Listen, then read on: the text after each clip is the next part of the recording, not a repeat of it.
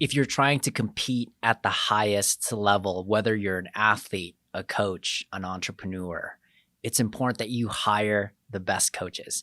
And not just one coach, you need to hire a cajillion coaches.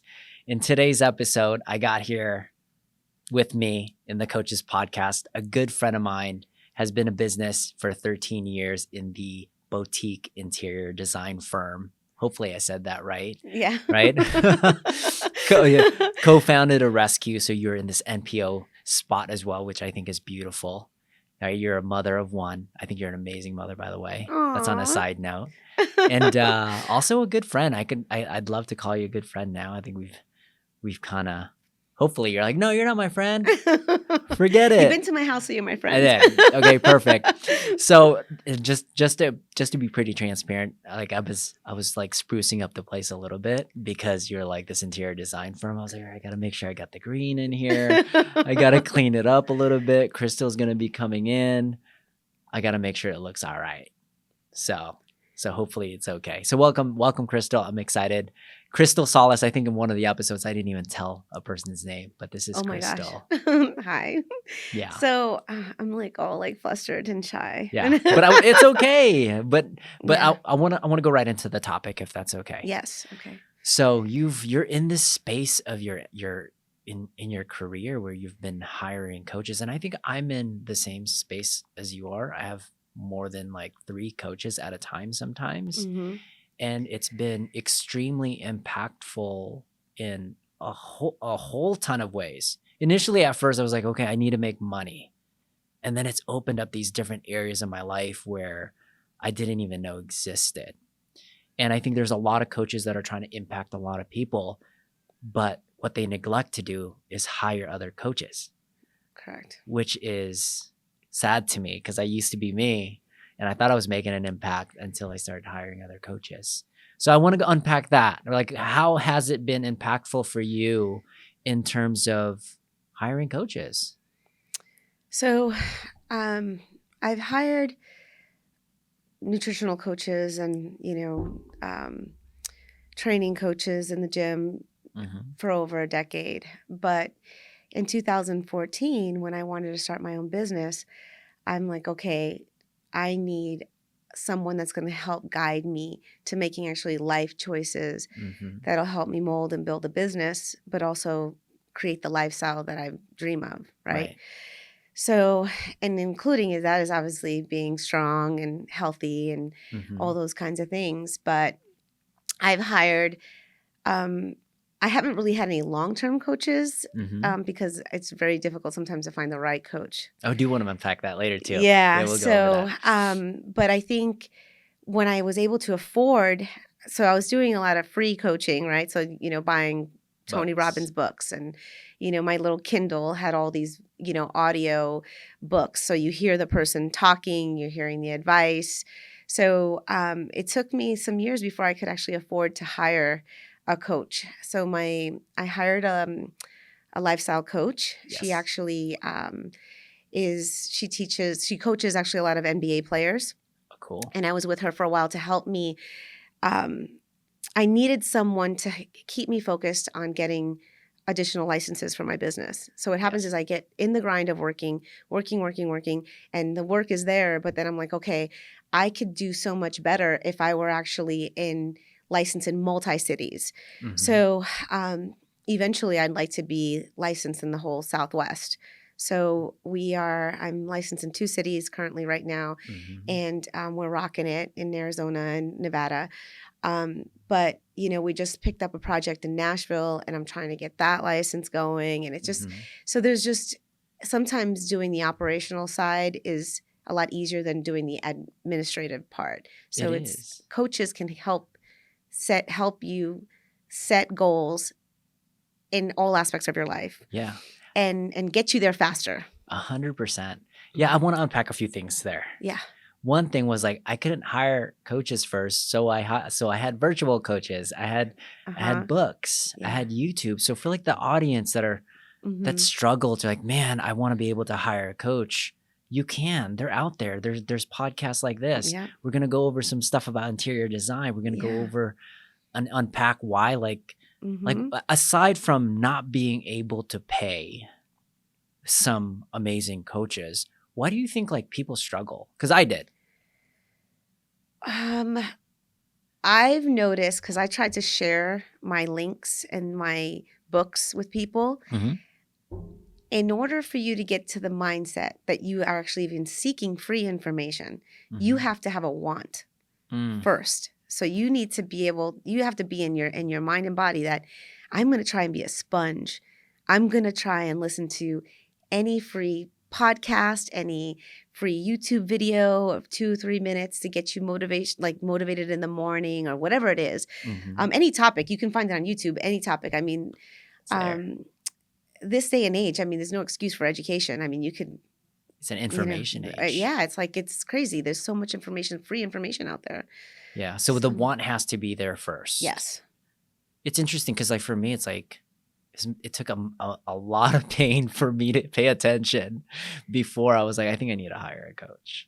Yeah. That was like my path. I was like, I just didn't understand. I felt like I knew everything. You know? I was like, no, I know You're probably everything. a lot younger than me. I know. But then at the some older stage, you get, the more you realize you don't know anything. did you have any pain points, or you were just like, no, I want to be better? No. Gosh,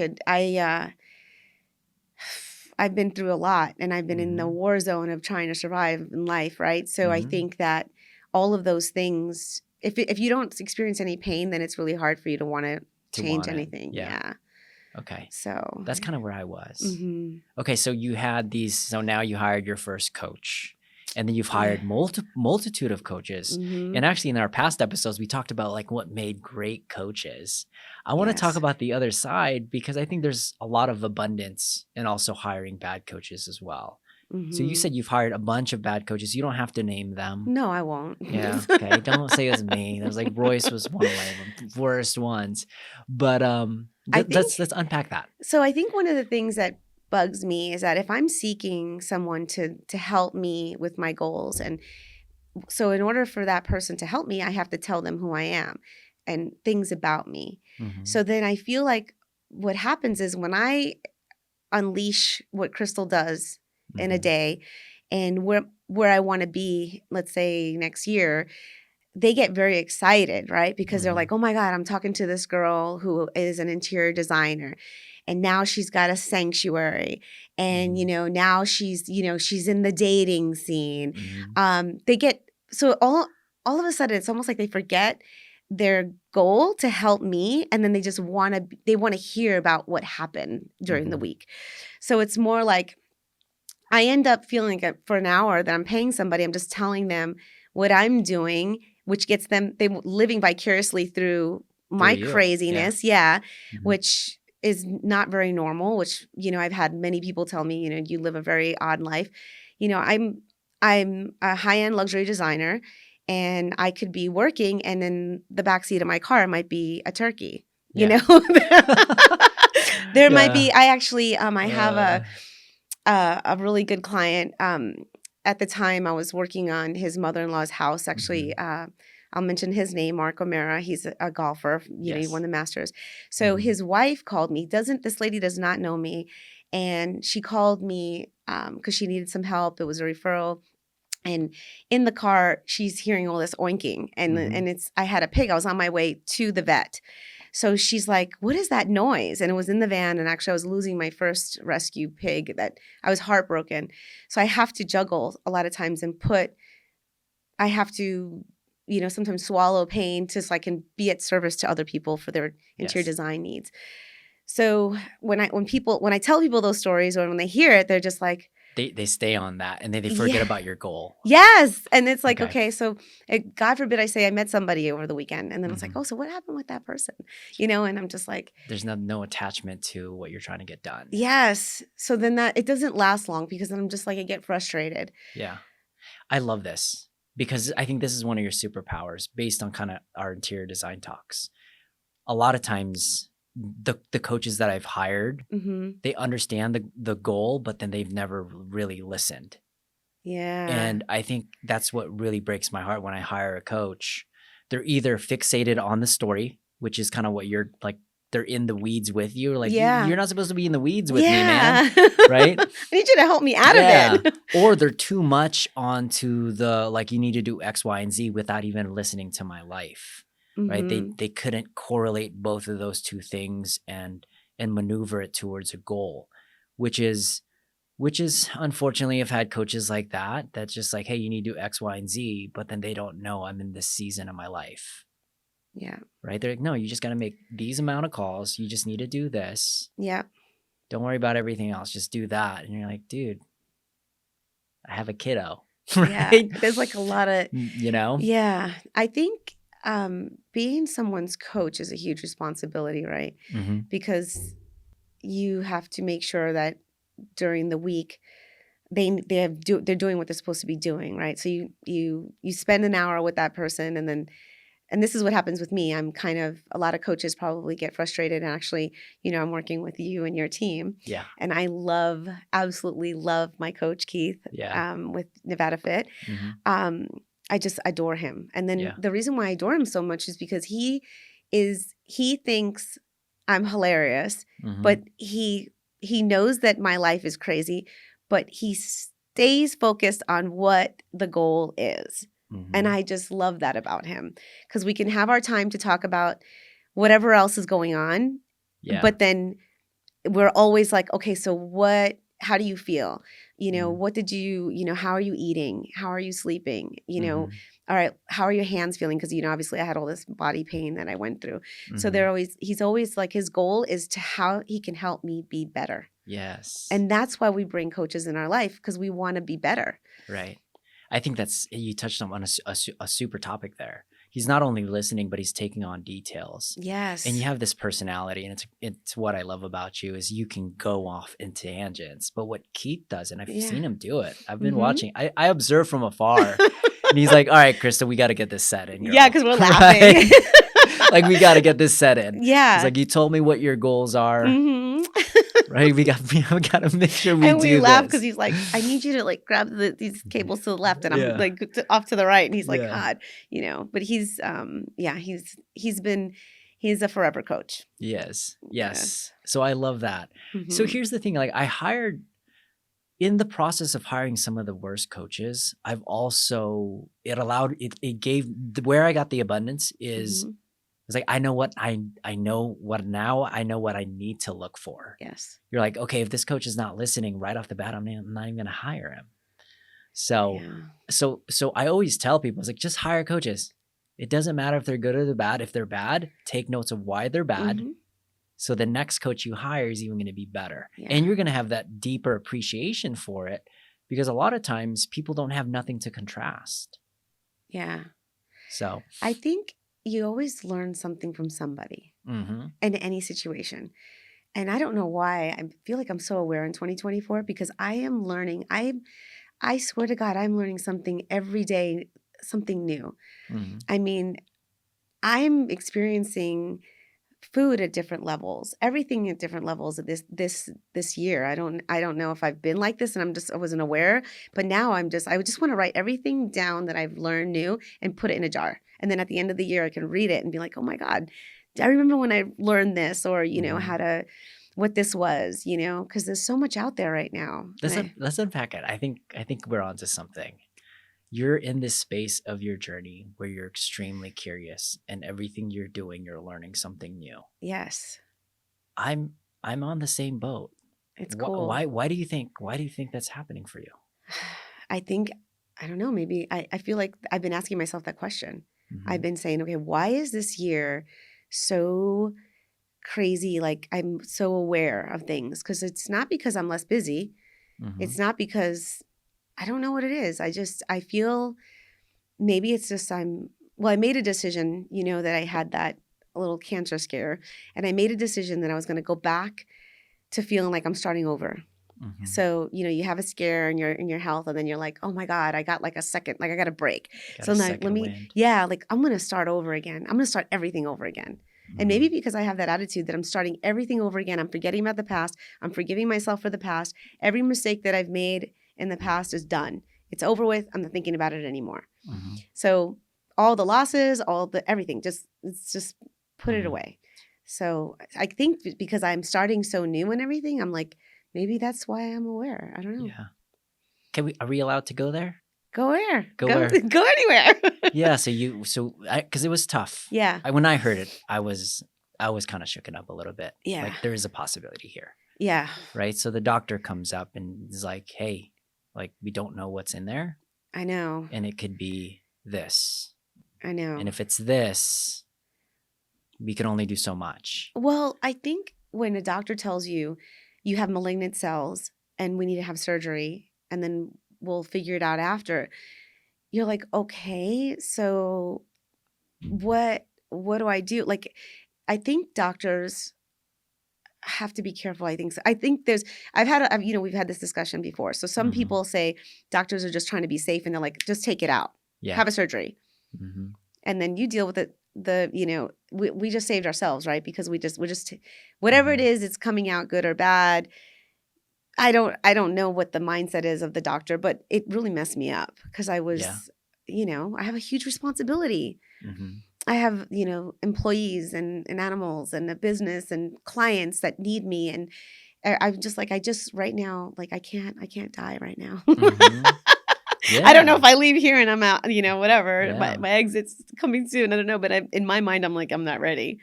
So there's this practice that I do with my coaches, and it's called a eulogy. And the practice, and it's great. You should do it. It's a teardropper, but you need to do it by yourself. Okay. Right? And what they do is they write 3 different types of eulogies.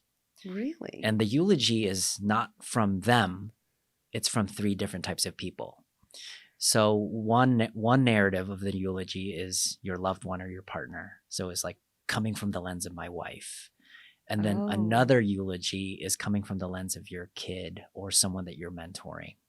And then another eulogy is coming from either a friend, or if you don't have friends like me, it's coming from an employee. Because I think a lot of my employees are like some of my best friends because I see them all the time. And it is such a powerful thing for me because it really places the importance of what actually is important when it comes from that lens. Yeah, because you're writing what somebody else would be writing. Would say, and here's what's cool. Like they don't say, oh, I love Roy so much because he created this many gems, right? He did this many things. He had a nice car. He had... That's not what that's not on the eulogy. Nope. So anytime I touch up on death, which is huge, and I've spoken about it in a lot of my podcasts, I get this new burst of life. And that burst of life is curiosity. And that curiosity allows me to learn things about things that are so mundane, but I'm getting lessons just like what you have. Yeah. And this people will get negative news, and you can either use it to empower you or let it destroy you. And the way you handled it was so beautiful. I don't think it was. I think it was, I don't know. I spent a lot of time alone, and I never would spend a New Year's Eve alone, and I spent it alone because I just needed to be in my head. And I think that's bad. Yeah. Yeah. I think being in your head is not a good thing because you tend to think things that haven't even happened. Yes. Yet. You create movies in your head. And my movies were really depressing. They weren't like, hey, let's, have a bucket list and like do all these kinds of crazy things. No, my bucket list, I mean, my mind was. So I think I'm so blessed because of so many people that love me, and I'm so blessed to have friends and people that are around me all the time. So I'm occupied, right? So half the time I wasn't really thinking about it, but the downtime when I would get home at night, and once, 8:00 happens and everybody's fed and I'm, I'm ready to go to bed, that's when I start getting crazy. And then until I put myself to sleep. Wow. Yeah. And I think it happens to a lot of people. I think you breed depression sometimes. It's huge. Yeah. It happens to entrepreneurs. It happens to some of my coaches. It happens to the average person as well. Yeah. I think it's really important for people to understand that I think the big thing is you're not alone. That softens the blow for me a little bit. Yeah. Like, I don't think I'm the only one experiencing this recession or this argument. Like, I'm not the only one. So that weakens that component. And then eventually I start to take advantage of it. I'm like, okay, if I'm not the only one, how can I compete with these guys that are experiencing the same thing so I get an entirely different ball game? So it's so, health is such a delicate thing to talk about. mhm, When I go to the gym and I talk to Brenda, for example, like one of your coaches, mhm, she gave me a lot of positive information. She's like, Crystal, this is how I got in shape because I got this scare and now I'm, but then I'm thinking to myself, when I meet with Keith and, we're going to work out or we're going to do something, I kept thinking to myself, okay, so what should we do now? What's the goal? Because it's yeah. hard when you feel like you're going to have a surgery or something's You have going to to go happen. through chemo and all of those Yeah, things. all the things go. Look, every bad thing that possibly could happen, you thought about it already. Mm-hmm. I think you did something great. You changed your environment because you're like, every time I'm alone, this is no good. I'm just Yeah. gonna go. And then you met someone. Well, Brenda went through it. Yeah, she did. So did you get like a sense of hope that she passed through? Yes. Oh yeah, no, Okay. she taught me something. So that experience, to be honest with you, taught me a lot. The whole experience, and this started in November, right? So November, Mhm. December, January, February. I've learned so much. I've shared that information with as many people as I can. Also, people tell me about their experiences and what they went through, or they know somebody that went through. So I feel like I got more connected with people because typically when I'm talking to people, it's not about health. It's about design It's about or business. rescue or, what they're doing on their travels. So really now it's like I have a whole new topic now. And what's in our food. Yeah.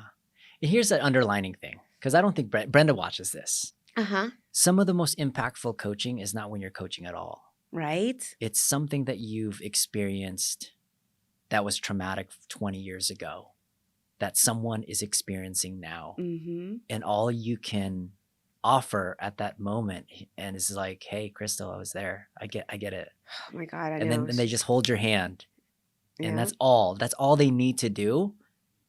And then they transfer this level of hope to you that's gonna be like, you know what, it's okay, I'm gonna take one more step forward. I know.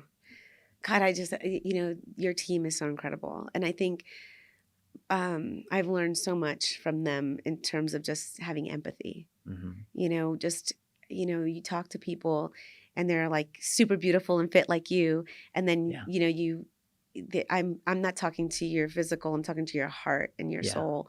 And you're just such a good person. And this is why you're doing this, because you're trying to help people, So I think, thank you, by the way. You know what I normally do? I'm just like, no, I'm all right. Yeah, it's like you ever see someone that sings karaoke the first time and then they're just like next level. Oh, I stink at it. Yeah, No. but then you're just like, dude, you're like next level, and they're like, I'm okay. I was like, come on, man. Mm-hmm. No. You hit like falsettos and whatever you just did. Like Naturally. you just get mad. I was like, just say yes. It was like, thank you, man. I've been practicing on my off time. Yeah. So I'm doing it a lot better. I just said thank you. So yes. for my coaches that always give me compliments and they always get frustrated that I never take it in. There's hard. a sign. It's growing. I'm taking it in. I'm horrible at when people give me gifts. I get like, oh, because I'm always giving, and then or people tell me they give me compliments. I get shy too. You bounce it back, huh? Yeah, I get shy. I'm super outgoing, but then at the same time, I'm not. I don't know how you don't say so. You're like me. You're like, no, I didn't really do anything. Do you do that, or do you say because I don't even thank you? If we want to talk about my work, like we do some incredible work, and it's like every time I walk into a space that we've designed and in our heads, and we see it physically in person, it blows me away. And then there's two parts. Yeah, I'm humble in some ways because I'm like, oh my God, this is so beautiful, and I'm so grateful for the opportunity, because that's the one thing I give gratitude every morning I wake up, and I'm like, I'm so grateful. But then at the same time, I'm like, damn, that's so badass. Like, it's like at the same time, then I like get into the other mindset where it's like, you're a badass, everything you do is magazine worthy. Yeah. We don't do mediocre. And it's because of where I came from, where I learned what I do. I went straight from college to luxury design. I didn't have an in between. Okay. So are you taking in compliments better? Yes, but You're like, that's a 50-50%. So you're like me then. Well, there's the part, like I said, so I struggle. Like some of my team people, they say, Crystal, you're not humble. But then I'm like, no, yes, I am. Yes. But at the same time, it's just because I'm so spoiled. It's like can you be spoiled and humble at the same time? I think so. I don't know. I just feel like I have so much gratitude. We're so lucky to do what we do. And then at the same time, it's so deserving because we work so hard with such a high level of standard that you're only going to get that result, right? If we focus on anything in our life at that high standard, that's what you get in everything. And guys, we'll put some links because I don't think just saying the words of the type of work that you do will do justice. I'm going to put some links onto your website so they know what they're talking about. Well, the problem is I don't even share it. And that... You have an IG though. Which is it's why horrible. It's why you have another coach that's helping you on that. Yes, that side I have of the things. marketing coach. Okay, so here's what happens. So our work is so custom to our clients. I don't even like to share it. And because I feel like I'm sharing something so personal that it's none of nobody's business, right? Yeah. So I'm just been so anti-copy in my life.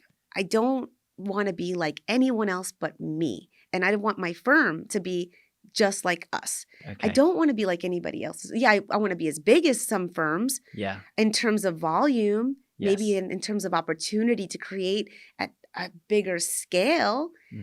But I don't want to create like that other person. I don't want to be Picasso. I want to have famous paintings, but I don't want to paint like Picasso. This is what makes you amazing. Now we're going into the interior world. Yeah. So I want to talk about this because I've been in a few hotels. I've been taking breaks now here and there. I'll have vacations now. Yeah, which is great. Which are like 1-day vacations or 2-day vacations. But there's certain rooms that give me energy. They're all nice rooms, by the way. All nice rooms. They're clean. But then there's some rooms that give me energy and there's some rooms that don't. Yeah. Coach me on why that is for me. Like, why are things giving me energy and why are things that are just like, this is just another nice room, whatever? Well, obviously there's different hotels, right? So let's take the Wynn. That's my background. I worked on every Wynn property except for the new ones since 2009, but Bellagio was my first one. And sitting and listening to the design teams and Steve Wynn's inspiration for these hotels, it's really... their goal is to make people feel like they're in an elegant space. Now, if you are a person that is more of I'm chill. If you're chill and relaxed, you're going to chill and relax there in luxury. But if you're a person that is more rock and roll and you need to be in a place where you can kick your feet up and, have a beer and throw your, legs up on the furniture and feel comfortable, then you need to be at the Hard Rock. Yes. So that person that's a Hard Rock person is not going to feel energized in a room at the Wynn. Beautiful.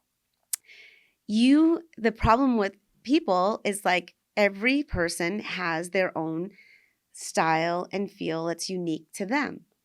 So unless you have someone like me identify those comfort levels and your my son's here. That's I know he's so cute. Yeah. He's adorable. So if you have to, so I did, that's what, I'm a stylist first. I was in fashion first. So I will identify what my client's style is, what their vibe is, what makes them who they are. Yes. Then we design.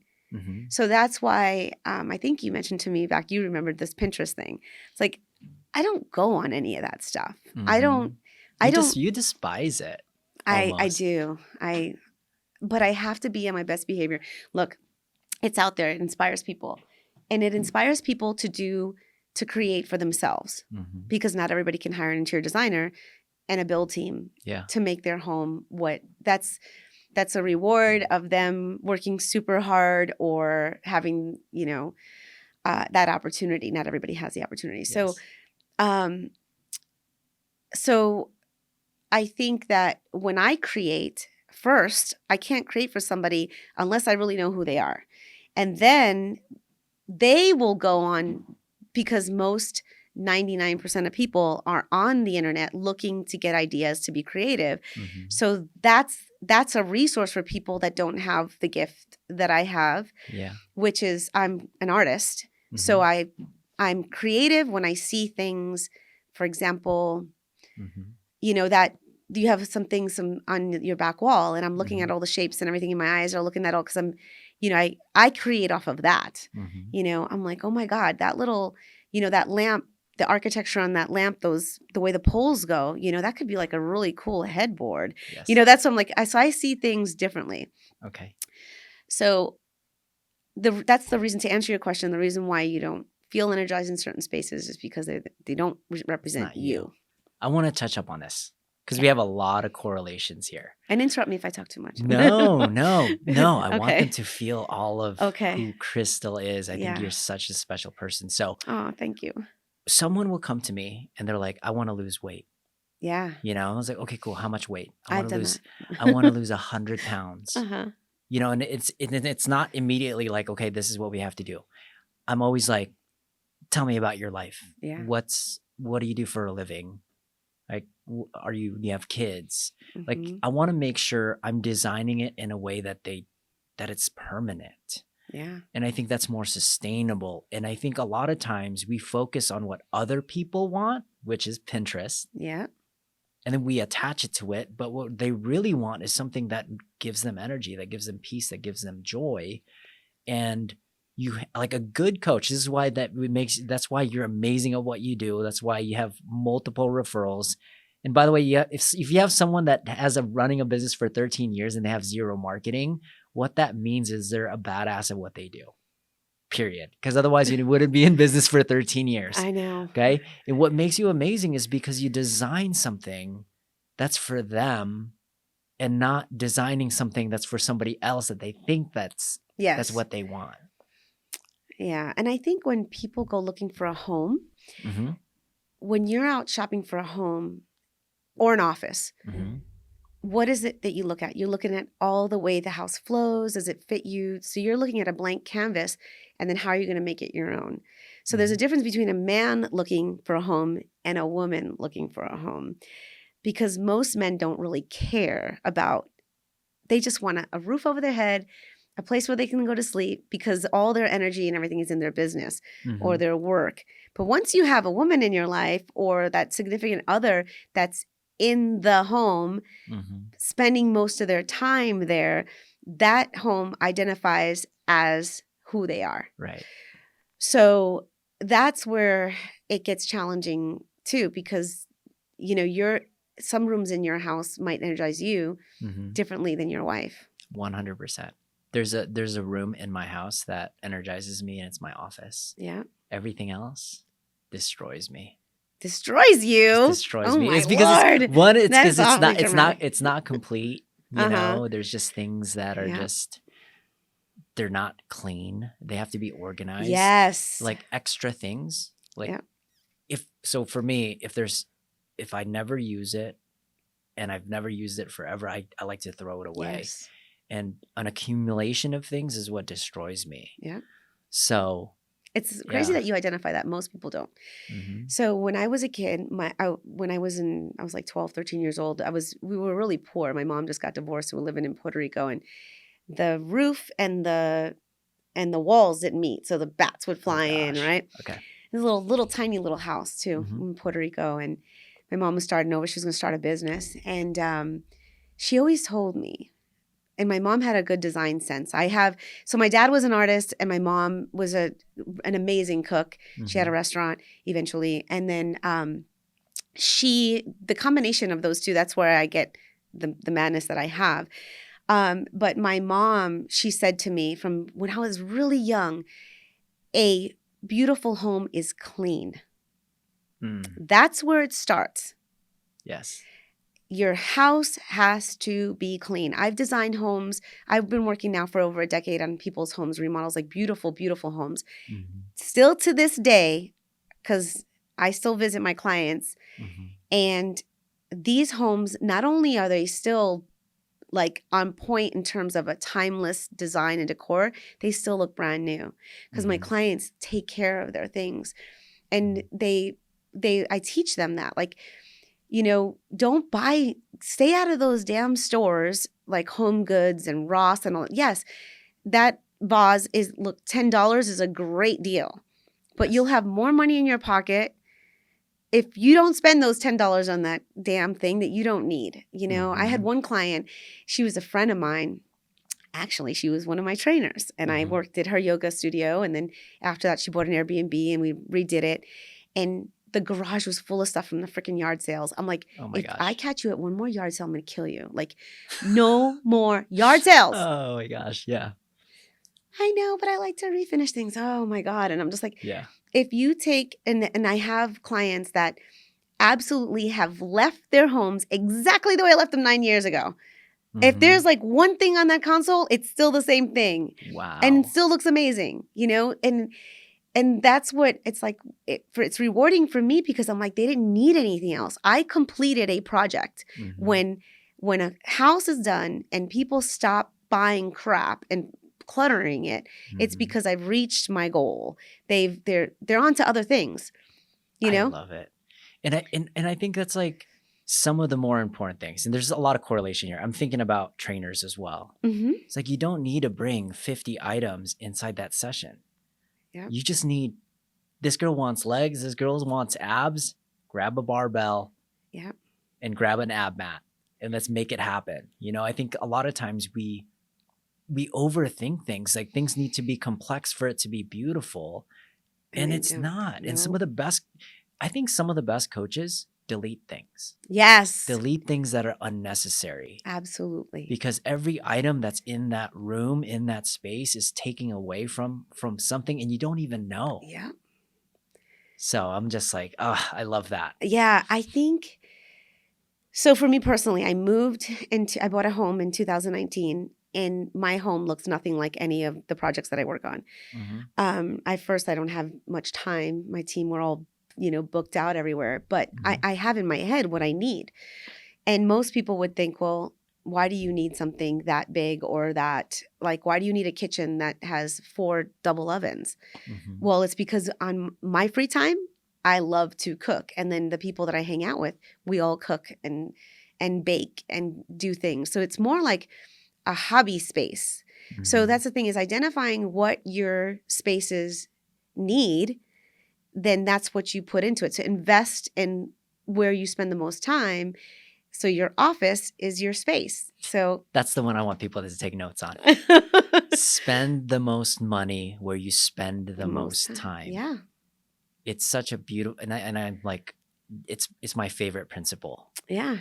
And I think it's something that people need to really grasp in terms of not just interior design, but like just life in general. Yeah. You drive a lot, get a nice car. Mm-hmm. Because if you're going to be spending, like I drive 200 miles a day. I special ordered when I could my BMW in 2018. Mm-hmm. Beautiful galvanized gold. It was so gaudy. Yeah. I loved it. And I did that on purpose because I just love flashy shit. Mm-hmm. And my BMW is so flashy. And then the Mhm. nights happened, and then everybody was like, "Oh, it's gold and whatever and black, Yes. and we have to get the gold car." Mhm. Well, I thought when I got the ranch and I started getting horses, I'm like, I really need a truck, because my BMW was getting stuck with tree branches and stuff when I would flood out in my neighborhood, and I'm like, okay, I need a truck. So I traded my car for a truck. And I hate it. It's like, Yeah. I love it, right? Because I drove it today because the roads are bad. And, Mhm. and I love it because I can haul things, and, I can pull a horse trailer, which I was really proud that I could do. Mhm. But I'm like, this is not Crystal. This is not, driving this truck does not make me feel elegant, Yeah. sexy, nothing. So I Yeah. went and bought a convertible I think it's so Camaro. special. I was like, I had to. That's why I think environment is such a huge thing. Mm-hmm. And I think oftentimes everyone knows that you surround yourself with 5 people. The 5 people that you surround yourself with essentially becomes you, right? Or you become Yes. that 5. Yes. But I don't think it's talked about often that the environments that you spend alone also have massive impacts in your soul. I'm just trying to sell my Yeah. wife to buy another BMW, by the way.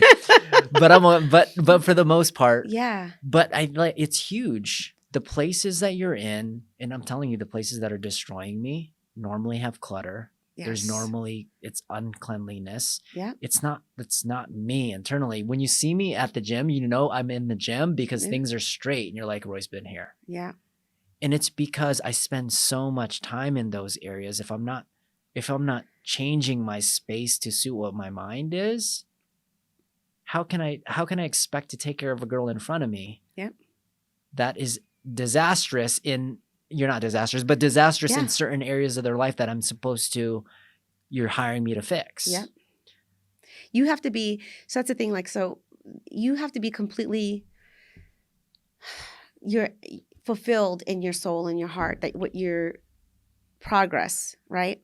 That's what Mhm. makes people happy. Mhm. And this is, so let's pretend you hire me, I'm going to do your house. Yes. I'm going to make a bigger mess. I have $1 kajillion. Yeah, I'm now. going to, well, no, you don't have to, but let's pretend that we have a budget, Mhm. $50,000, we're going to do a couple rooms in your house, and I'm going to make a huge mess in those rooms before it gets pretty. Mhm. So a lot of times, 90% of my clients are very, very clean, love things organized. So they start getting into that stress level. It's Mhm. not done fast enough. It's not, but we do everything custom. It takes a little bit more Mhm. time. But here's the trick in your mind. Your mind's going to mess with you. So your mind's going to be like, I can't stand this drywall dust every day. Yeah. I shouldn't have done this. Right. I should have just left it the way it was. Mhm. Well, before you get anything good, you're going to have to experience a little pain. But progress makes you happy. At the Yes. end of the day, when you go to work and you know that your house is being worked on, you are experiencing that oxytocin of Mhm. progress. If you don't have progress in your life, then you have no happiness. Mhm. Progress. It's like it's a little bit of something to look forward to. There was a ton of life lessons you just did there. It's this progress Right? is huge. It is a huge relief, and I think people have this. It's relief. There's a relief when you don't have to change anything because there's no effort. You don't have to Yeah. get messy first.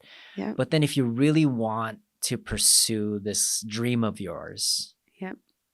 the price is a little messy at the Oh, it's start. always freaking And messy. it's messier than you want. Yep. But then if you just keep chugging through, because here's what's cool, because we discussed this, because I was asking, I got free consultation from an interior designer. I was like, where should I invest my money on? And you're like, where do you spend 80% of your time in that house? And I Yeah. was like, my kitchen, my Yeah. office, Yeah. and probably my living room. That's it. Spend time there. And here's what's crazy, Royce. You'll probably earn more money in the process by doing that because each one of those rooms are charging you up to become the better version of you. Yes. And it blew my mind when you were telling me that, because I'm like, oh my gosh. I know.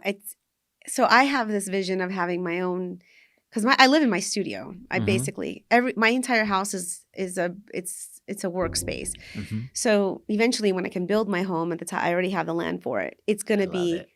it's gonna look just like, probably better than my clients' homes, but it's gonna be so minimalist. I'm gonna have Mhm. what I need, but everything's gonna be collected based off of my life experiences, and it's gonna represent who I am. Mhm. And I think that when you go into people's homes and we start, when you pick up the picture frames and you have the family, and when I walk into people's homes and I see the energy of the house flowing, and that, one of the teenage daughters, she has pictures all over the room of her friends, and her mom was a little nervous. She's like, oh my God, we just designed this beautiful room. And now she's cutting pictures and taping them to the walls, but she's living in her space. That's her space. That Mhm. space represents her. It doesn't represent me. I gave Yeah. her the basics. I gave her a beautiful bed, beautiful walls, beautiful, the setting, everything matches beautifully. And then now she's personalizing it Mm. the way she wants. Mhm. That's her space. And I think that's what people have to respect, other people's spaces, because what what makes you and energizes you is not what energizes me. Right. So I'm not a decorator, I'm a designer. So Wow. and I think that's a huge confusion that people think. When I hear people say, my sister's a great designer. She decorated the room so beautiful. I'm like, well, there's two different roles there. Yeah. You can decorate all day, but design is a whole different thing. I'm gonna start saying that. Listen, you're design not, starts way back from how it's gonna work, how are you flowing it, how it's gonna operate, how it's gonna sustain. Yeah. That's all design. Decorating's a freaking easy part. I'm gonna change my name. It says coach. It's just gonna say designer. They're like, I'm not a trainer. I'm a designer. I'm designing your new lifestyle. Yes. I love it. And then I can charge boutique firm rates at that stage. And it's funny because when I started going to your gym and I'd go to the airport and I'm always looking at people in the airport. And then I recognize all the people that are into fitness because in the airport, they're wearing spandex and their sneakers and their backpacks a different style. Yeah. And people who are into health and fitness into their bodies do not look at the airport, especially do not look like the people that are running with business, right? Yes. Or the people that are, are severely unhealthy or whatever. They just look different. And then it was funny. I was walking through the airport one day and I see these really cute people, like 3 people, and they're all like, you can see their physique and their spandex. Yeah. And so I was like, you know what? I need to invest in more. I want to be one of those people. Yes. I want to look like them versus, the average business person that's going on a business trip, you know? So yeah, it's designing a lifestyle. Yeah. And you know what's unique about that? I think oftentimes people think we dress like that just to dress like that. For me, now it's like, how lazy can I get? How lazy can I get? Because I don't even want to think about it. I'm just going to wear easy things that I can put in. Yeah. Like, do I have to wash it after I work out 2 times? Yes, after one time. Yeah. So, but if it's like, oh my gosh, I don't even have to, I'm buying that. And then they're like, dang, it's so designy. I know I do have to wash it. You fitness people can be so stinky sometimes, but yeah, it's in my SOP. It says don't stink because those are facts. Yes. So please tell me if I stink in some. No, of my I sessions. will, but no, you don't. Okay, beautiful. All right, so I want to go over some low hanging fruit because there's a decent amount of female audience here and male audience because I do love designing. I think you've inspired me in ways for sure. I want to talk about that. Like, what are some things that people can do in their homes right now that's not going to require $50,000? So the steps before you start investing, because I remember it's an investment. That's how I always call it. Yes. So before you start investing in a space, adding whether it's tile, paint, or whatever, you have to design that what is happening in this space first. So you have to start thinking, okay, well, in this room, I'm going to be, let's pick a space. What your house, which one would we want to work on first? Oh man, my kitchen. All right, let's do the kitchen. Okay, yes. That's my favorite space. So kitchens, you have to walk around it. Now, biggest thing is your island, between your island and your counter space. Do you have 36 inches? Because luxury is about 48. Okay. A lot of kitchens are basically 36. I have a baby kitchen. Yeah. So if you have, so you want to be, so that's the thing too. Okay. So because if you're walking through the kitchen and then your wife is behind you, are you guys knocking into each other? Are you going to, so those are the things that I think about all the time is having that circulation space in your kitchen. How far is that refrigerator from where you need to be on the stove? Yeah. I've actually moved refrigerators in people's homes around the corner or in other locations because sometimes depending on what that refrigerator serves as could be in the way of something else. So functionality is what you look at first. Before you design something and change something, what is it How is it supposed to function? How is it supposed to function? And the thing is, a lot of people just have a kitchen because they just need one there to put, they make shakes and they don't really use a kitchen. They don't really care. Right. Those are the easy ones because then you can just keep the layout the way the house was originally. Just put new cabinets right where it was. You don't even have to worry about changing anything because they don't care. But when you start gutting a kitchen out and you have people that have kids, microwave drawers, you have a little one. If you put a microwave drawer in your island, he can heat up his breakfast and let you sleep longer. Wow. Yeah. And now he's starting to learn how to cook for himself. Minus time. I want to make sure I can cook food, clean it. I'm out in less than an hour. Yeah. So those things like, your refrigerator, some refrigerators they're really good and they can actually produce last longer in it. So before you go buying anything, and I think what I see a lot of people do when I go into people's homes, they'll do things out of order. Like I have clients, they'll buy a house and they just hire somebody to paint the whole inside. Yes. It's not going to be a house. You're looking at $20,000. And I'm just like, in my mind, I'm always like, do you know what I could do with $20,000? You know how many animals I can spay and neuter with $20,000? And it's like we just wasted it on paint. Like the most bottom of the line of anything to do in a house is freaking paint. This is how I am with supplements. People buy like oh my god, thousands of dollars of supplements. I was like, hold on. How much are you spending on supplements? I was just like $1,000, $1,500 on supplements. It's like, what are you doing for your nutrition? What are you doing for your workouts? Let's start there first. Yes. Right? Yes. Before you start taking all this stuff. Yeah. And I'm guilty of spending a lot of money on supplements.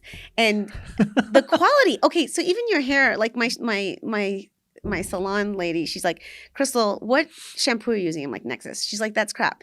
The problem is, unless you're an expert in something, you don't really know where to go buy things because we're all fooled by labels and we're fooled by everything says, oh yeah, this is 100% vitamin C, but the quality of that vitamin C is not as good as something else. So that's why we need coaches. We need to talk to people that know what they're doing.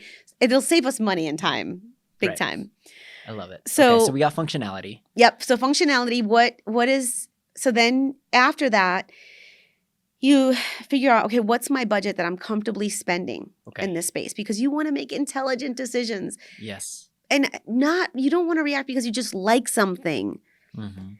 Some people will buy something that they like that will not match anything else in the rest of the project. And then they regret it. Wow. And stay out of the damn stores. I think that's the thing too. You go into, okay, what those people, all those Target is red. Yeah. Macy's. That is a trick to make you buy things.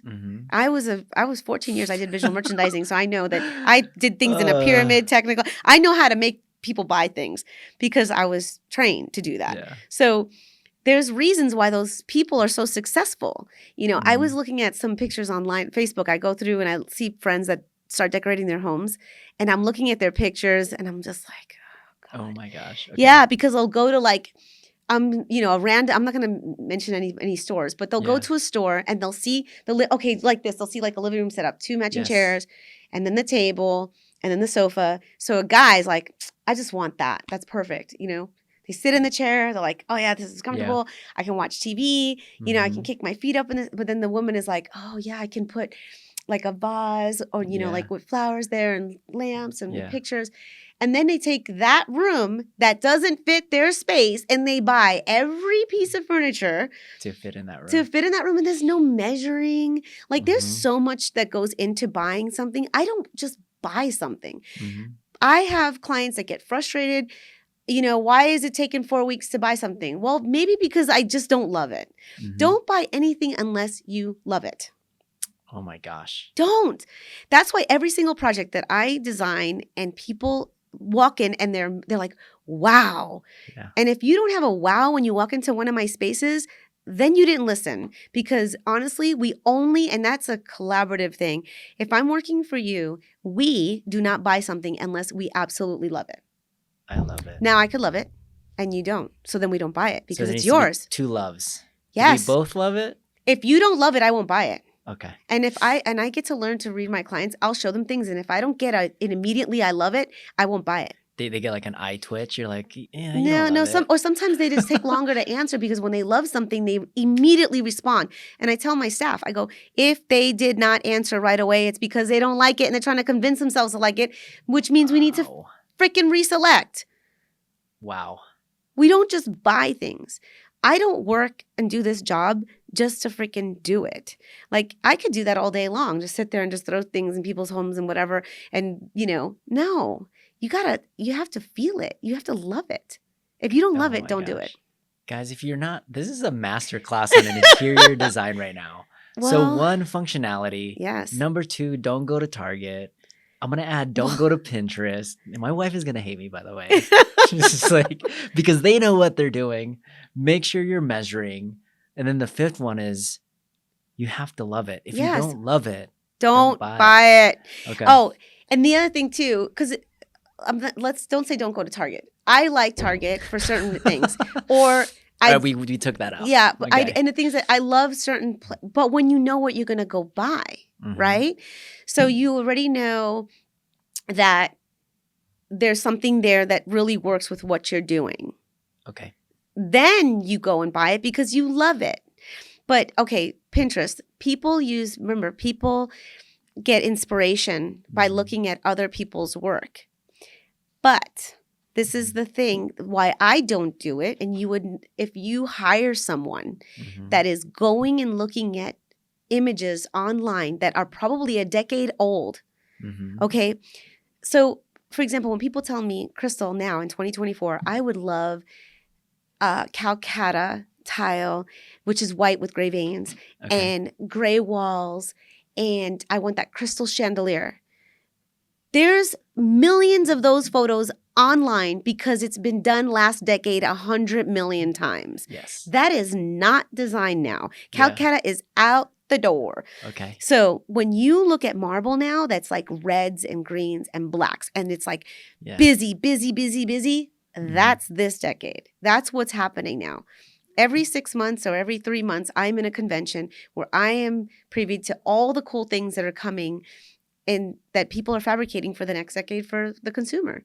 Mhm. So it's going to take time before Pinterest actually has Picks some it up. images of work that's completed, because Mhm. by the time the designers and the construction guys can complete a new project, it's going to take a year Wow. and a half.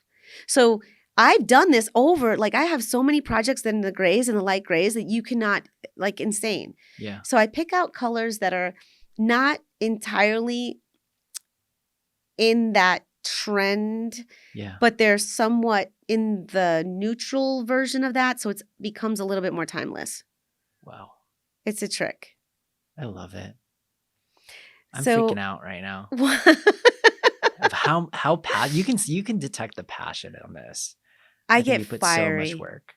And here's what I tell my coaches. I was like, hey guys, they're not paying for your hour. You think they're paying for your hour. Mhm. They're paying for how obsessed you are about them, how obsessed you are about colors, about it being timeless. You're thinking 5 years, 10 years, 20 years, 30 years down the road. Guys, if you want to hire someone that's in the boutique level, listen to what they're obsessed about. Yeah.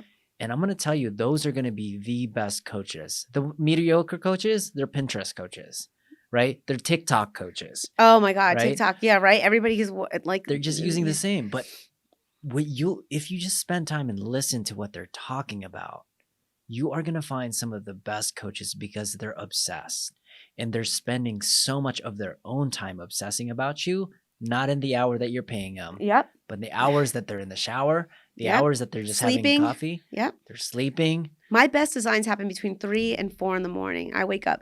I call it the late shift. Sometimes I'll wake up at 2 in the morning and I'm designing in my mind till about 4, and then I'll go back to sleep. But that's when my best work happens. But a lot of times people will call me and, okay, so they'll say, oh, what do you think about this? What do you think about that? What do you think? And I have so much in my head from the day, right? Because I can't even answer right away. I'm like, I need things to soak. Like I need to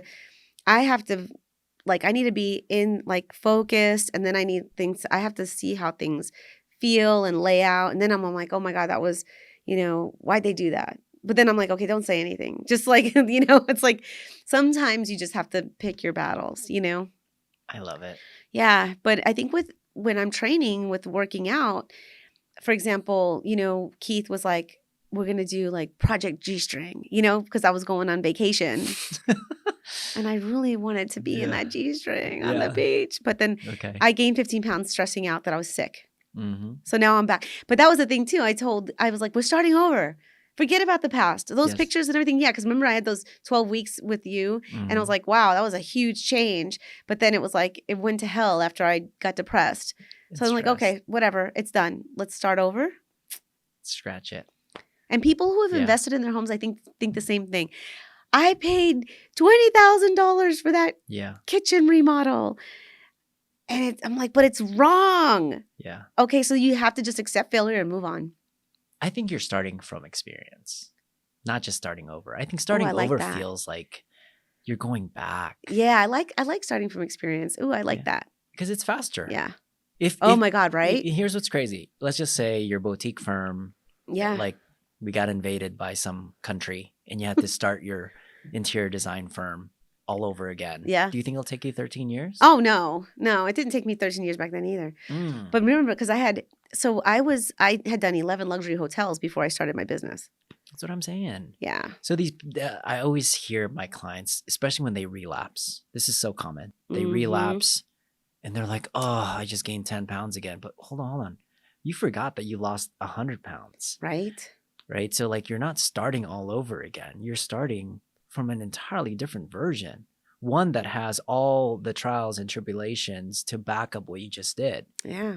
You just had a season in your life. That's normal. I'm surprised you didn't gain 80 pounds in this process. That. You're so good. Yeah, that's a good one. I just learned that from you. Yeah.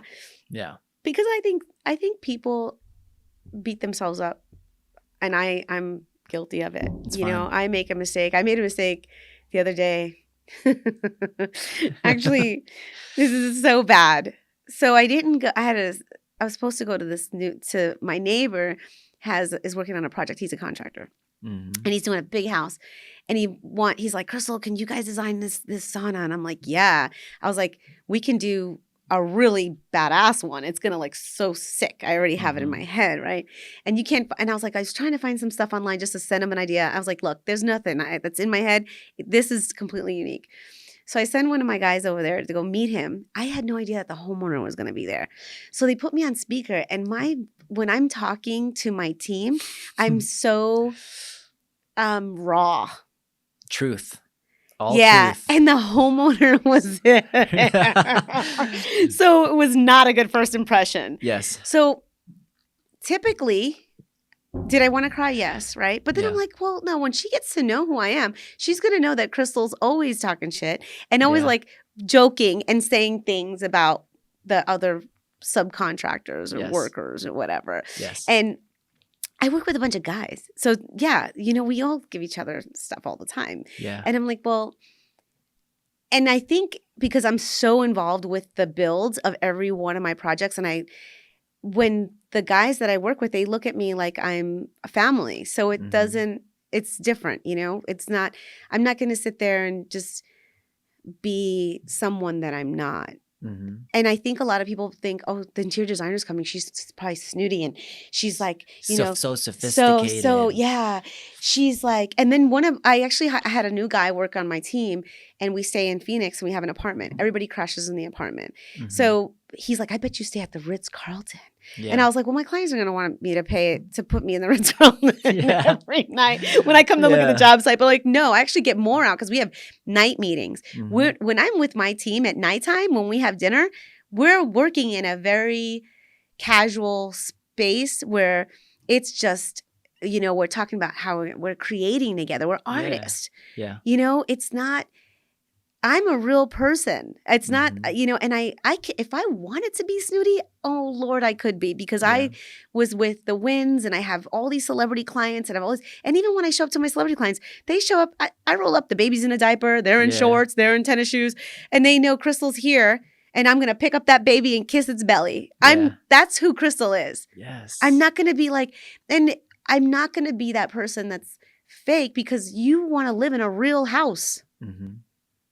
And guys, this is what makes you a dangerous practitioner, a dangerous coach is when you go in and see your client and they're not who you thought they would be. I think a lot of times, like they'll meet me that I think I'm just a bro, Yeah. which is a decent amount of me, right? But then there's this other side of me where it's like I'm extremely conscious about your emotions. I'm extremely interested about your life. And then on the other side, you're this amazing interior designer. Everyone thinks you're snooty, but then you're like you're just normal. And then the other side is you treat your guys. Like I can't treat them like a normal. They're not going to respond well. Yeah. You're prolific in that way. And I think people forget that's it's an imaginary world. Listen, you get all these people on Facebook. Everybody wants to be somebody they're not. They want to look the certain way. I feel like authenticity is priceless. Power. And this is what I love about this podcast. When I see you sitting there yesterday when I was watching the ones that you have your baseball cap backwards, I was like, okay, well, it's Saturday morning. Do I go and get put on a dress and get to sit here and talk to, somebody that I just absolutely adore? And I'm like, I know you, you know me. I'm like, no, I'm going to show up. It's Saturday. I'm going to dress like it's Saturday. Yeah. And, I'm wearing my boots because it's muddy outside and I'm, I have to go back and take care of my animals. And I'm like, I just want to be real. I don't want people to look at this and be like, oh, he's like interviewing this interior designer. And I just went ahead and have everything done. All done up, yes. So then you could be like, wow, she's all put together. Yeah. No, I'm put together. By the way, you do look put together today. Thanks. I'm put together. Yeah. But I'm real. We were talking about this because I always ask, I think I sent you the text message, hey, give me some feedback. And someone gave me some feedback. It's like, dude, I think you should wear different shirts and like different colors. And I'm like, thank you, but I'm not. Yeah. And the reason why I said thank you and I'm not, I didn't tell him I'm not, but I told my guys, I was like, it's just not me. Like if we keep growing and I let people design who I am, what's left of me? And that was the biggest thing going into this. And I knew that was going to happen. People are going to be like, you should change the lighting. You should add a coffee mug to the right side of it. I was like, dude, I want to talk to the person in front of me. I could care less that the camera is thinking about me because at the end of the day, the audience that's listening to this, you don't care what I look like. You care about what's happening in your head. Yes. And you care how this conversation can impact your life. Absolutely. And that is essentially like people think about all of these looks and designs and how you should be presented. But at the end of the day, no one is even thinking about what my hair looks like. I know. How crazy is this? I have so many crazy stories where I worked with people that worked in the high-end luxury retail. And, they have to wear that black suit that Armani, they work for Armani, they wear Armani, they get the discount because they can wear all that. And I love all that stuff. I love luxury at the highest level. And oh my God, do I love really good, cotton sheets. I can feel it. I can see it. I can identify things that are cheap. And because I worked with Steve Wynn and Roger Thomas was my boss. I worked with the best of the best, the best, the best, the best. I used to walk, when I first started working at Bellagio, which was my first job, I was doing visual display for the jewelry store, Tesserini. I was holding Herman Miller, like all these expensive things, diamonds, all this expensive stuff, and I didn't want it. Because every day you're around it.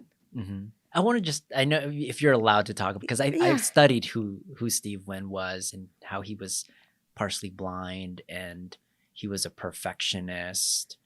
And how does, when I walk into that place and I'm like, this, you can't recreate it. It's just beautiful. They are. And it's because there's a lot of genius behind it. Yeah. Right. And there's a lot of people that they die and they die as legends because they're just so brilliant. Yeah. Right. So, I saw with my own eyes in a boardroom, I was in my 30s, and we were doing the Encore. And I was in charge of 11 retail design spaces. I did the first Rolex store in the world. So I'm sitting in this meeting because every the Chanel was going to be there, Louis Vuitton people, everybody was going to be in this meeting, showing Steve the designs for these spaces. So Chanel is very white and cream and black. We all know that. So he looked at the carpet and he took it in his hand. Just the carpet. Carpet sample. And he said, it's too yellow. So people would say that he couldn't see. No, the man can see. It was true. It did have a little yellow in there, and I can see it. So when you're around those type of people and you're in these design meetings and they have such an impeccable, like they can just identify, and you don't learn that in school. Yeah. So that's why I always tell people, my background, my history, who did I learn from? When I was doing the Cosmopolitan, that was the only hotel that I did that was not, the Wynn. And they gave me the spa. I fired the designers from the spa that were a London design firm, and then I did it myself. I finished it myself. I didn't take a break. A year and a half, I worked my butt off, hand drew all the millwork, everything, and did all of that stuff. And I kept thinking to myself, well, I learned from the best. I learned from the Wynn. That's where I got all that information from, and that's where I get all this talent from. Obviously I have a gift of creativity, but what technique, what I'm looking for, what I'm looking at is 20 years. Yeah. I think like I look at guys like that. I call them examples. Some of the best coaching you do is examples. They're not going to have a conversation with you. They just show you what competing at the highest level is like, what competition, how hard you have to be. And I hear stories about that. He'll like projects, I heard, just from scratch. He's like, do it all over again. And I'm like, what do you mean he'll do it all over again? Yeah. And I think that like rubs off on you. It's like, is it like, how do you find that balance of going just like being perfectionist and not doing anything, and then still making mistakes, making mistakes, but then fixing it along the process? That's what we do constantly. And I tell people, I tell my clients, I'm not perfect, I'm not. We're not. The team is. We they say shit happens. Yeah. Sometimes we do stuff and something might not connect right or whatever, but that's not our original intention. Our intention is to go in 110%. Always. 100%. Yes. We work tired. We show up, and that's just getting people to show up is just a good thing, right?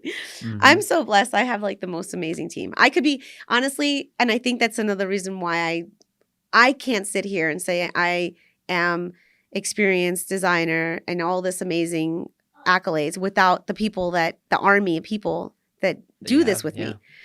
There's just no way. And that's why I didn't name my business Crystal Solis.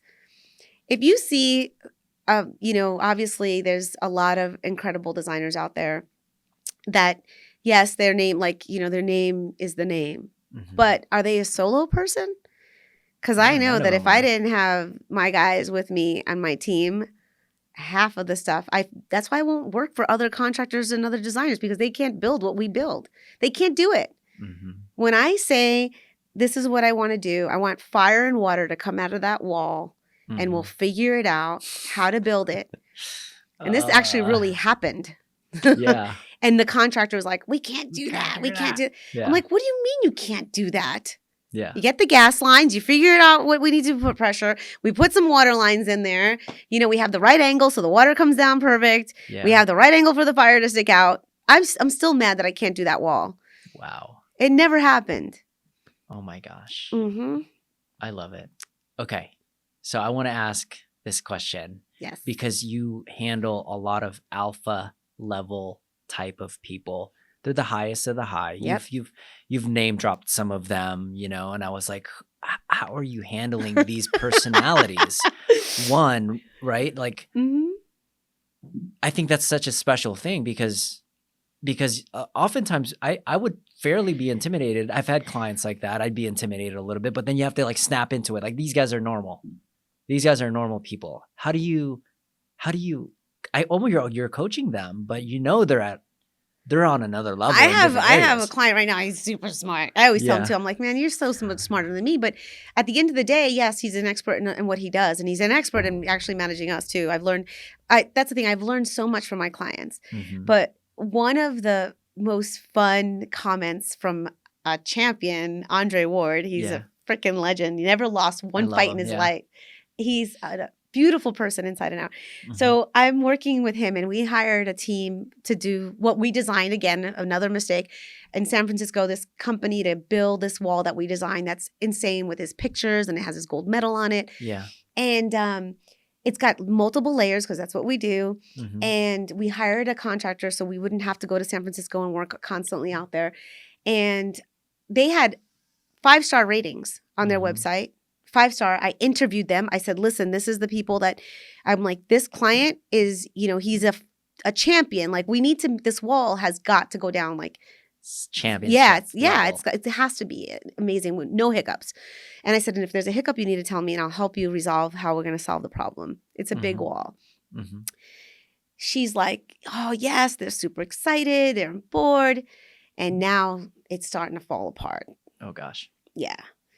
So I'm trying to keep him out of it. They're busy. His wife is busy. They got kids. They're running around. I'm like, Mhm. okay. So finally, he's like, we got to handle this, Crystal. Mhm. So we go into this meeting, and I was trying to handle it the way I handle it. And then we went back to the house, driving separate cars, and his wife goes, how'd the meeting go? Mhm. And he goes, well, man, I was going in with the jab, but Crystal came in with the knockout. And I was like, I started laughing Mhm. because I think I feel like when my clients know that I got this and they just need to sit back and let me do what I do, Mhm. then I gain that respect. Yes. So then they could be the presidents of their companies and the kings of their world, but they let me do what I do because I that's what I do. Mhm.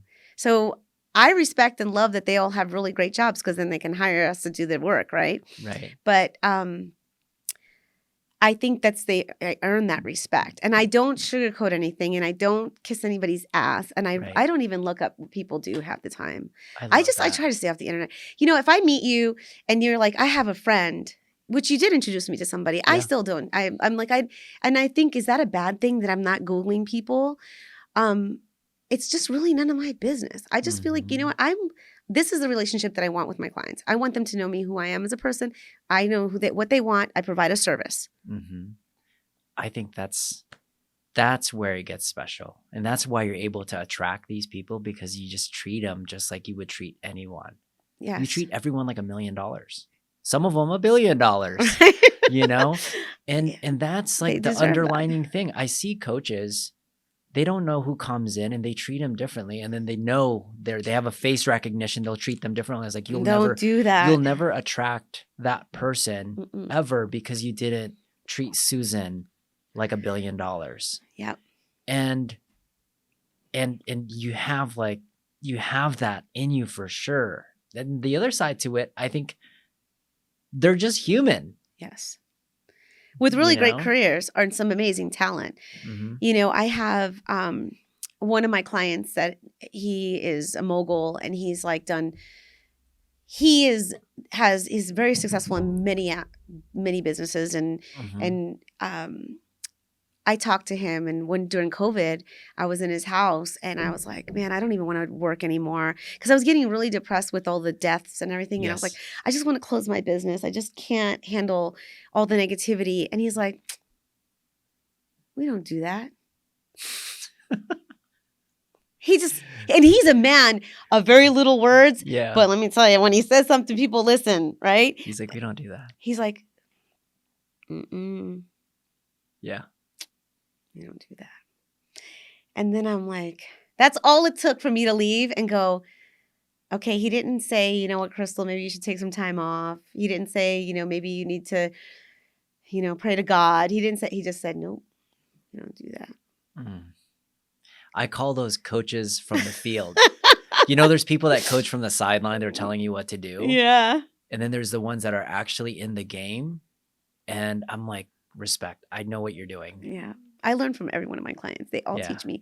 And I want to be like them in many ways, All of them have something, because they're so much better at business, right? I Mhm. think, or they're growing in different levels that are different speeds and stuff. And I just love it. They don't realize it, but I'm listening and I'm watching. Here's what I think. They are listening. I think all of successful people study from other successful people. Yeah. And I've noticed this, the more I do this, I'm learning from you at so many levels. Like I attached, like, why not? Those interior design principles, stole it. You know, I'm gonna absorb it, and I'm leveraging it in a way where I can use that for my trainers, for my coaches, for my clients. They're always like learning from each other. Yeah. I think those are the best, at least from what I've seen. Yeah. I think listening, I think it was when I first met Keith, I told him that I was planting seeds. Mm-hmm. And he goes, what do you mean? I said, well, I did. So I wrote I took a notepad, and on each page I wrote a goal. And then I put like a little patch of dirt. Yeah. And then every time I go and do one thing to get towards that goal, I put a little seed in it. Yeah. And then as I start getting closer to my goal, that seed starts turning into a little flower. And he's like, Crystal, you could, that's a really good idea. I never thought about that.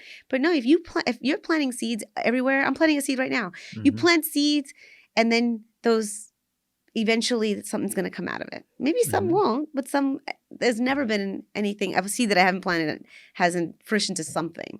I think you do a good job on that. I'll get random text messages from you all the time. Oh, yeah.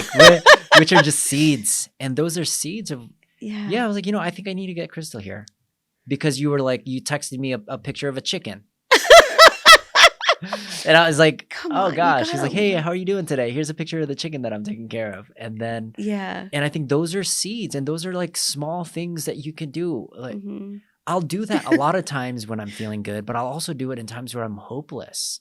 Because I know that seed at some point will pull me out when I need it the most. And I think some of the most successful people, some of the most successful coaches, some of the most successful entrepreneurs will plant seeds when they're in a happy mood, when they're in a bad mood, when they're in a stressful mood, because they know they're not the only ones that exist in the world. Yes. And you do that. You do such a great job at that, by the way. Aw, and I think what I do a horrible job at is sometimes, and I know I'm not the only person, but I regret like not staying in touch with certain people. Mm-hmm. Like, for example, a good example, Mrs. Wynn. Her and I were really, really close. I was on HGTV in 2006 and 2007. And then she came to see me 10 years ago. But I get so busy. And I'm like, well, I'm thinking in my mind, she doesn't want to hear from me. You know, she's got so many people constantly contacting her. But, maybe she does, And I was calling somebody yesterday, and I was asking about somebody. And like, why don't you give him a call, Crystal? And in my mind, I'm like, well, he's probably one of the busiest people on the planet. I'm not going to call him. And then I decided, you know what? Let me call him. And he's like, what's up, Chris? How you doing? And I'm like, hey, what's up? And I was like, how's the animals doing? I'm like, great. Everybody's doing good. I'm going to come see you. You going to the game? No, the game, obviously this game is very expensive to go to. So, so we're talking about, when can I see you again? So I think sometimes I get wrapped up in my head that my clients are way too busy to ever want to see me again after a project. And I think that's probably not the case. It's often not true. Yeah. Yeah. And I think at the highest level, they always want to help you out. Yeah. It's so crazy to me. So I know I'm horrible at asking for anything. Yes. Okay. So let's wrap this up because my son's making a ruckus, but that's okay. He's so cute. This is the price you pay being an entrepreneur and having kids as well. So, but I love him and I don't want to disturb him because it looks like he's having fun. He's having fun. But I want to talk about what makes an amazing coach. Well, a coach, a leader, whatever you want to call it. I think for me, what I find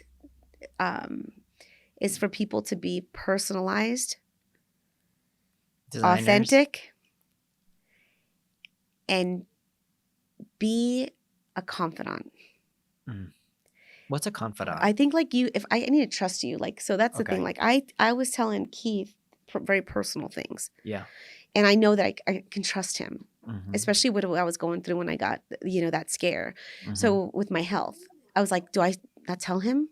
Or do I, because I don't want everybody to know. I don't want people to feel sorry. I don't know what this is going to happen, So I think when I hire a coach, I think I'm seeking that that I can trust them with my personal business because I need them to lead me. Mm. I need a coach that I can trust. I think that's like one of the biggest things. And that's the same thing with my business. If you read articles that have been written about me, it Mhm. says that I want to gain my clients' trust first before anything. I love it. I don't even want any money. Just trust Just me. trust. Trust me that I'm going to do a great job for you. That is so powerful. That's refreshing. And then once you have that relationship, then it's a continuous relationship that turns into a trust forever. Forever, you need a health coach. Yeah. Forever, you need somebody to help you with your home. Your home's always going to need something. I love that. I think that's the foundation of everything Yeah. is trust. Trust is everything in every relationship, your friendship, your relationship with people, you know, Mhm. your dog. Like, you know, I'm going to go pick up a dog and I don't trust him already because I hear he bites. And I'm going to Oh go my foster gosh. this dog for the week. And I'm like, oh, I got to train him. So, yeah. Okay. All right. So where can they find you? Because I know you're like hidden. You're like camouflaged everywhere, which is something you're trying to work. But this is a good step. Now people can be like, okay, I know who Crystal is now. Yeah. Where can they find you? I'll attach it on the show notes and everything too. Well, they can, you know, find me through Nevada Fit. Okay. You know, my name is Crystal Solis, and I'm sure if you We have a website? I have a website, it's Okay. freddieramon.com. It's not a good website. I'm gonna eventually when I grow Yeah. up, it's gonna get better. Do you But have IG? it's horrible. Instagram. And the reason why my Instagram and those things are not great, it's because we're like when we're designing stuff, it's so personal. Mm-hmm.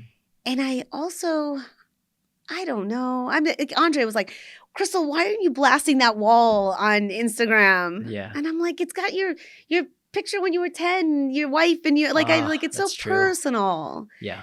You know, I don't know. I also don't like to be that, look what I did. Right. I'm as good as my last project. Oh, that's so good. You could sit there and brag all day long what you did, but you're as good as your last project. So I'll just be your agent. And then they're going to be like, hey, you know, you had a girl, Crystal. It's like, can I just contact her through you? And be like, yes. yeah, I'm her agent. Yes. You know, my number is 702-468-3232. Everybody, my number, Bam. it's like, yeah, it's on there on rescue pages, you know. Okay. I'll put that on there. Yeah. And I think, I like to know, like, I like when people contact me because they know somebody or they, you know, they heard, you know, hey, I heard that you did so-and-so's place. Or if they're like, oh yeah, I saw the podcast that you did and I want to meet you. And I'm like, sure. I love it. Yeah. So guys, if you are trying to become successful like this lady that's in front of me, you should be hiring a bunch of coaches. And don't be afraid to hire a mistake, because a lot of times those mistakes will highlight someone that's amazing, that's right in front of you. And if you're doing that, you're not only going to grow in your own business, I think you're going to grow in so many areas of your life, your health, your time back. We talked about that. And on the other side, when you're designing homes, design it for functionality. Don't go to Target. I'm just kidding. Don't say that. You're I'm like gonna putting get that in there. canceled. No. I'm gonna get canceled. Hey, what if Target's gonna sponsor you one day? I know, You're right? like, you gotta go get the no. You just buy what you love. That's the biggest thing. Buy what you love. Buy what you love, and don't try not to jump the gun. Like, because I think that's what the backwards thing messes you up. I'm just kidding. I buy a lot of stuff from Target, by the way. So. But what are you buying? What do you need it for? Just my underwear. Oh, okay. I don't know. I buy barely Make anything. sure it's 100% cotton. I don't know. I never look. I'm just like, you have to look. That affects your sweating. I do functionality. Yeah, but remember, okay, so I'm going to drop one on you. Yeah. Fashion over function. Really? Yes. Why? Because you want it to be a wow. Okay. Right? Okay. You want to look cool. You want to feel good. Okay, perfect. If you put on a nice pair of 100% cotton underwear on, it feels so much better than polyester, especially when you're sweating. And it's like, if you invest in quality. Oftentimes the fashion is also functional. I've noticed. Yes. Well, especially nowadays, like especially within the workout world, like people swear by Lululemon. Oh my God. You know, they have to have it. Yeah. I'm stuck with Calvin Klein. It fits me good. It's like a easy pick. Okay. You know, but people swear by a lot of things because they find something that works for them. I love it. And then you only need like 2 of those compared to like 100 of something that's crappy. I love it. Put that one on the list. Okay. So guys, Passion over function. yes, if you guys like this episode, make sure to subscribe. I'll see you guys soon. Peace.